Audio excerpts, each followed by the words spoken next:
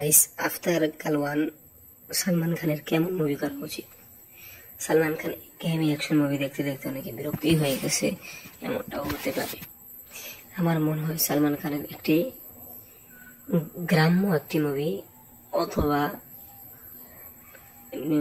মানে গ্রামের একটি মুভি অথবা সেলিব্রিটিক মুভি অথবা নতুনত্ব কিছু করা দরকার।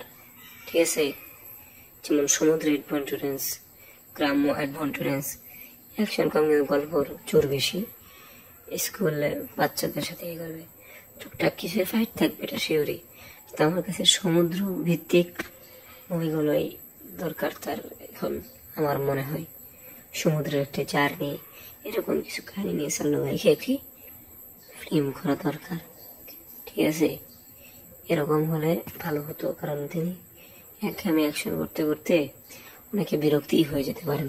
তো ধন্যবাদ পুরো ভিডিওটি দেখার জন্য, সাবস্ক্রাইবটা করে দিন।